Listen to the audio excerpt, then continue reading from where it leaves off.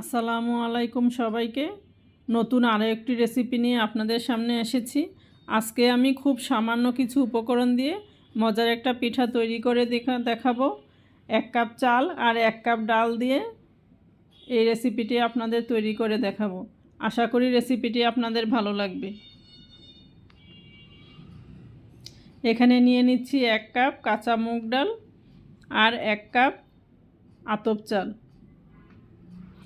এখন চাল ডালটাকে একসাথে মিশিয়ে ভালো করে এটাকে পানি পরিবর্তন করে কয়েকবার ধুয়ে নিব। এই যে পরিষ্কার করে ধুয়ে নিয়েছি। এখন এটাকে ঢেকে রেখে দিব 20 মিনিটের জন্য। এখন চুলায় একটা প্যানে দিয়ে দিচ্ছি আধা কাপ গুড়, এর সাথে দিয়ে দিচ্ছি অল্প একটু পানি, দিয়ে এটাকে নেড়েচেড়ে একটা শিরা তৈরি করে নিব। এখানে দিয়ে দিচ্ছি আধা চা চামচ দারুচিনি গুঁড়া। শিরাটা বেশি ঘন করব না, একটু হালকা করে তৈরি করে নিব। এখানে দিয়ে দিচ্ছি 1.5 কাপ নারকেল কোড়া।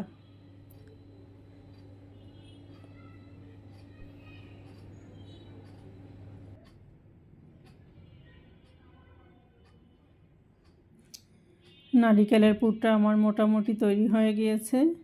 বেশি আঠালো করব না, একটু পাতলাই রাখব। এখন চাল ডালটাকে আমি একটা ব্লেন্ডারে দিয়ে ব্লেন্ড করে নিব।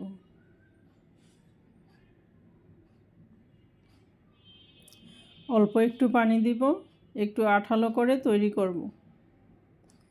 এই যে দেখতে পাচ্ছেন এর ঘনত্বটা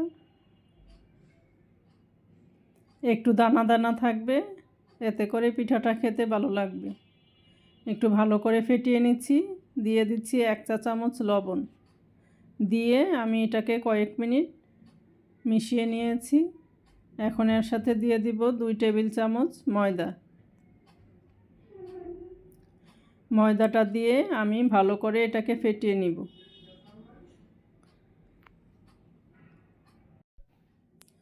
এটাকে ভালো করে ফেটিয়ে নিতে হবে। এখানে দিয়ে দিচ্ছি আধা চা চামচ বেকিং সোডা। বেকিং সোডাটা দিয়ে আর একটু ভালো করে মিশিয়ে নিব। এই যে দেখতে পাচ্ছেন ঘনত্বটা একটু ঘন করে আমি তৈরি করে নিয়েছি। এখন একটা প্লেটের মধ্যে একটা বেকিং পেপার দিয়ে এর মধ্যে তেল দিয়ে আমি ভালো করে ব্রাশ করে নিব।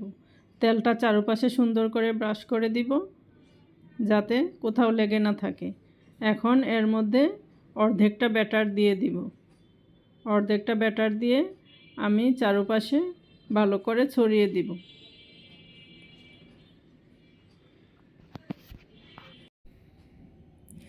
এখন আমি যে নারকেলের পুরটা তৈরি করে রেখেছিলাম সেটা এর মধ্যে ভালো করে ছড়িয়ে দিব। আমার দেওয়া হয়ে গিয়েছে। এখন এর উপরে বাকি ব্যাটারটা দিয়ে দিব। দিয়ে এর মধ্যে এটা ভালো করে কভার করে নিব।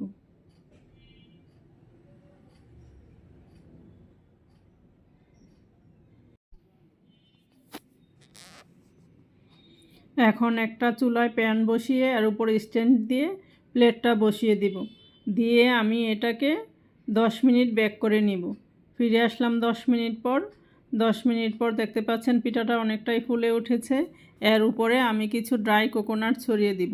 আপনারা চাইলে ফ্রেশ কোকোনাটও দিতে পারেন, এতে করে পিঠাটা দেখতে অনেক সুন্দর হবে।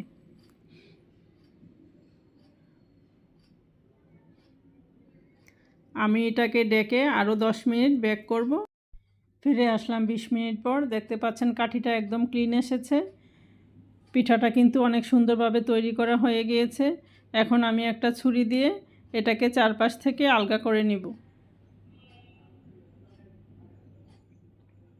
এখন একটা প্লেট দিয়ে এটাকে উল্টিয়ে নিব।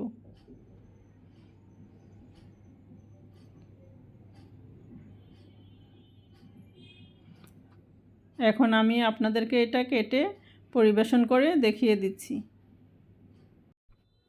শুধু চাল ডাল দিয়ে যে এত অসম্ভব মজার রেসিপি তৈরি করা যায় এটা আপনারা বাসায় ট্রাই না করলে বুঝতে পারবেন না। আপনারা এখানে চাইলে শুধু গুড় দিয়ে অথবা চিনি শিরা তৈরি করেও এটা তৈরি করে নিতে পারেন, এতেও কিন্তু খেতে ভালো লাগবে।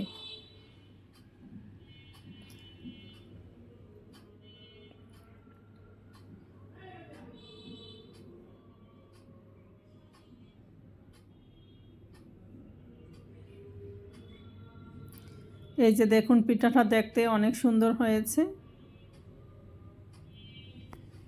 আশা করি রেসিপিটি আপনাদের ভালো লেগেছে। ভালো লাগলে অবশ্যই বাসায় ট্রাই করবেন এবং আমাকে কমেন্ট করে জানাবেন।